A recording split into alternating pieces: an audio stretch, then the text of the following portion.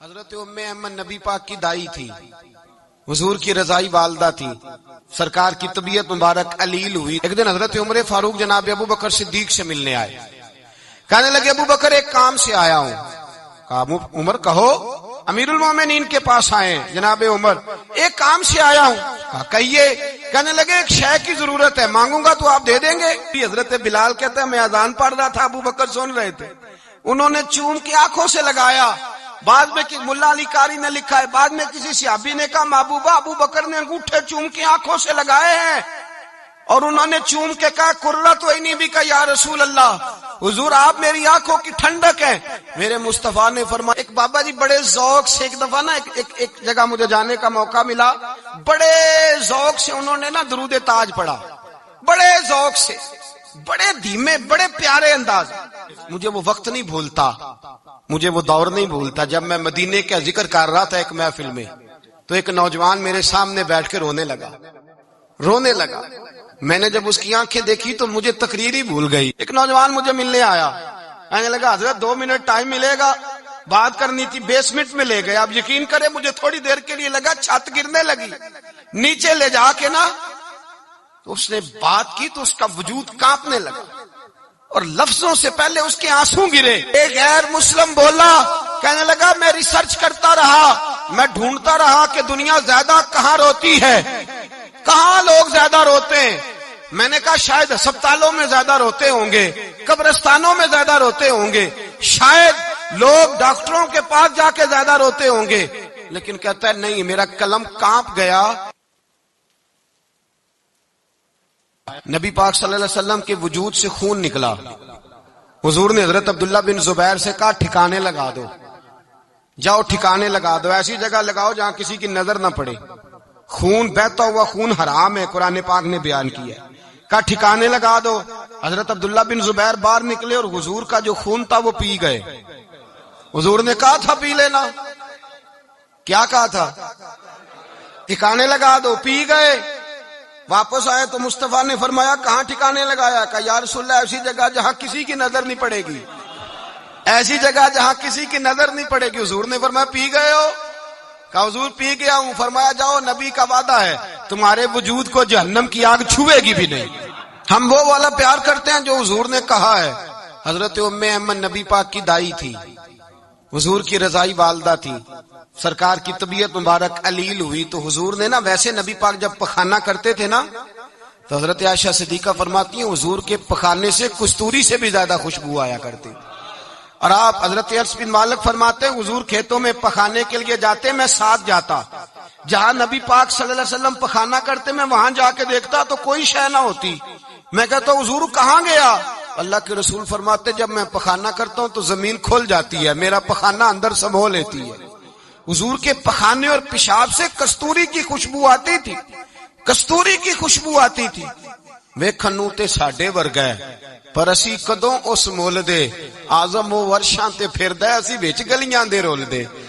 لوگ تو کہہ دیتے ہیں نا 2 منٹ لگاتے ہیں، کوئی بشر آکھے کوئی نور آکھے، پیندا ہر پاسے ہوئی شور ڈٹا، اللہ والے گل ہی مکا دتی، تساں ہور ڈٹا تے اساں ہور ڈٹا، اللہ والے گل ہی مکا دیتی، تساں ہور ڈٹا تے اساں اور ڈٹھا۔ حضرت ام ایمن رضی اللہ تعالی عنہ کہتی ہیں حضور نے پیشاب کیا، طبیعت مبارک علیل تھی تو لکڑی کے ایک برتن میں حضور نے پیشاب کیا اور کہا اماں جی اس کو باہر رکھا ہے، کہیں باہر ٹھکانے لگائیں۔ حضرت ام ایمن کہتی ہے میں نے اسے ہاتھ لگایا تو میرے وجود سے بھی خوشبو آنے لگی، میرا جسم مہکنے لگا۔ حضرت ام ایمن کہتی ہیں میں باہر جا کے نکال کے دکھاؤ کسی حدیث سے کہ رسول پاک نے فرمایا ہو میرا پخانہ پی جانا، میرا خون پی جانا۔ ہم وہ والا پیار کریں گے جو نبی پاک نے کہا ہے۔ حضور نے کہا ہے بچے کو کار لے کے دو، کیوں لے کے دیتے ہو؟ نبی پاک نے کہا ہے کہ بیگم صاحبہ کو 10 لاکھ روپے کا زیور لے کے دو، کیوں لے کے دیتے ہو؟ وہ والا پیار کریں گے جو حضور نے کہا ہے۔ او بھائی دنیا داری کا معاملہ آتا ہے، تو کوئی سوال جواب نہیں کرتا، وہ والا پیار کروں گا جو حضور نے ارشاد کیا ہے۔ حضرت ام ایمن باہر گئیں، نبی پاک کا پیشاب مبارک پی گئیں، واپس آئیں تو حضور نے فرمایا اماں کہاں رکھا ہے؟ کہنے لگی محبوبہ وہاں رکھا ہے، کسی کی نظر نہیں پڑے گی۔ حضور نے فرمایا پی گئی ہو؟ کہا حضور پی گئی ہوں۔ فرمایا جاؤ میرا وعدہ ہے قیامت تک تمہیں پیٹ کی بیماری کوئی نہیں لگے گی۔ جب تک زندہ رہو گی پیٹ کی بیماری حضور نے کہا تھا کہ پی جانا. ایک دن حضرت عمر فاروق جناب ابو بکر صدیق سے ملنے آئے. کہنے لگے ابو بکر ایک کام سے آیا ہوں. کہا عمر کہو. امیر المومنین کے پاس آئے جناب عمر ایک کام سے آیا ہوں. کہا کہیے. کہنے لگے ایک شے کی ضرورت ہے, مانگوں گا تو آپ دے دیں گے؟ جناب عمر فاروق رضی اللہ تعالیٰ عنہ کہنے لگے میرے بس میں ہوئی تو ضرور دے دوں گا, تو میرا بھائی ہے بات تو کر. تو حضرت عمر نے پتا کیا مانگا؟ کہنے لگے ابو بکر وہ جو غار ثور میں تم 3 دن حضور کے ساتھ رہے ہو نا, میں 3 راتیں نہیں مانگتا, ان میں سے مجھے 1 رات دے دو. اور کیا لفظ ہیں, کیا حسن ہے. کہنے لگے عمر کی زندگی کی ساری نیکیاں لے لو, 3 راتوں میں سے 1 رات مجھے دے دو, 1 رات مجھے دے دو. حضرت ابو بکر صدیق رضی اللہ تعالیٰ عنہ رو پڑے. کہنے لگے میں نے کہا تھا جو بس میں ہوگا دوں گا, یہ تو میرے مصطفیٰ کی محبت ہے, یہ کسی کو دینا میرے بس کی بات, یہ حضور کا پیار ہے جو میں نے سنبھال کے رکھا ہوا ہے. سنبھال کے پھر کے گلی گلی تباہ ہو کرے سب کی کھائے کیوں, دل کو جو عقل دے خدا تو تیری گلی سے جائے کیوں. جان ہے عشق مصطفیٰ روز فضو کرے خدا, ارے جس کو ہو درد کا مزہ وہ نازے دوا اٹھائے کیوں. اب تو نہ روک ہے غنی عادت سگ بگڑ گئی, پہلے ہی دن میرے کریم لقمہ تر کھلائے کیوں. میں نے نا حوالے لکھے ہوتے ہیں رجسٹر پر, آج میں نے بند رکھا ہوا ہے, آج رجسٹر میرا بند ہے, اس لیے کہ محبت رسول موضوع ہی ہمارا ہے, یہ ہمیں حفظ ہے. یہ ہمیں ہمارے کسی بچے کو بھی اٹھا کے پوچھیں گے نا چل حضور کی کوئی بات سنا, مولانا تھے بہت بڑے, کہا بھائی حضور کی فضیلت سناؤ, تو کہنے لگے مجھے حدیثیں یاد نہیں, یاد کر کے سناؤں گا. اور میں نے کہا تو ہمارے پاس آ, بوڑھے سے بابے کو اٹھا, بوڑھے بابے کو جس کی بھویں نیچے آ گئی ہے, بڑھاپا چھا گیا ہے, حافظہ کمزور ہو گیا ہے, اسے بچے یاد نہیں رہے, کچھ یاد نہیں رہا, اس کے کان میں کہ حضور کی کوئی بات سنا, وہ تجھے حضرت آمنہ کا ذکر بھی سنائے گا, جناب حلیمہ کی بات بھی سنائے گا. اسے کہ بات کرے, اسے بات. بھائی مجھے نہیں پتا, میں نے نہیں سنا کسی عالم سے, میں نے کسی کتاب میں نہیں پڑھا کہ اذان ہوتی ہو تو سر ڈھانپ لینا چاہیے. مجھے تو اتنا پتا ہے کہ جب کچے مکان میں سادے مکان میں اذان ہوتی تھی تو میری اماں کہتی تھی ذرا میرا دوپٹہ دے پھڑایا جائے. میری اماں کہتی وہ دوپٹہ تو دینا, کسی کتاب میں نہیں پڑھا, ہم نے نہیں کہیں سنا, لیکن اتنا ضرور پتا ہے کہ جب مصطفیٰ کے نام کی اذان ہو تو ہماری ان پڑھ ماں بھی سر سے دوپٹہ لے کر بتاتی ہے کہ مصطفیٰ کا ادب کرو گے تو تمہاری اولادیں بھی رسول اللہ کا ادب کریں گی, تمہاری اولادیں بھی حضور کا ادب کریں گی. یہ احترام. اشہد ان محمد رسول اللہ صلی اللہ. جب آپ نے یہ لفظ کہے نا تو آپ کی آنکھیں بھی جھکی, آپ کا سر بھی جھکا, پھر آپ نے انگوٹھے چومے, انگوٹھے نہیں چومے, نام مصطفیٰ کو چوما, پھر آپ نے آنکھوں سے لگایا. یہ بات کب ہوئی؟ حضرت بلال کہتے ہیں میں اذان پڑھ رہا تھا, ابو بکر سن رہے تھے, انہوں نے چوم کے آنکھوں سے لگایا.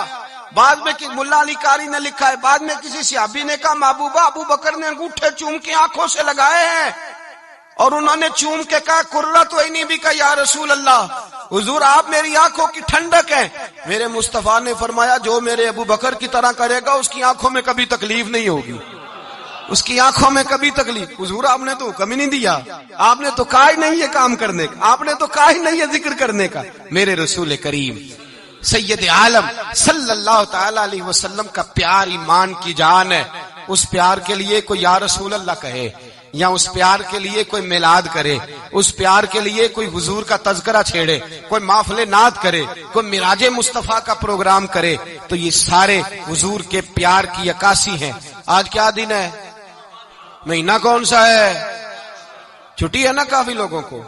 آج گھر میں بچوں کو بلائیں, ایک سے کہیں سورت اخلاص پڑھ, قل هو اللہ احد, سے کہیں یار تو حضور کی کو نعت پڑھ, اور کہیں آؤ حضور کا میلاد پڑھیں, آؤ اپنے گھر میں حضور کا تذکرہ چھیڑے, آؤ اپنے گھر کی گلی اپنے گھر کی دیواریں حضور کی محبت سے رنگین کریں, آؤ سارے مل کے کہیں مولا یا صلی وسلم دائما ابدا علی حبیبک خیر الخلق.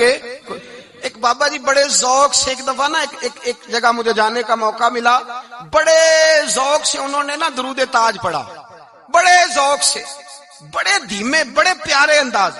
میں نے ان کو نہ بلایا, آواز بھی کامتی تھی, بڑھاپے میں راشت آ رہی تھا. میں نے کہا بابا جی آپ نے بڑے ذوق سے پڑھا ہے؟ تو کہنے لگے مولانا میں ساری زندگی درود تاج ہی پڑھتا آیا ہوں۔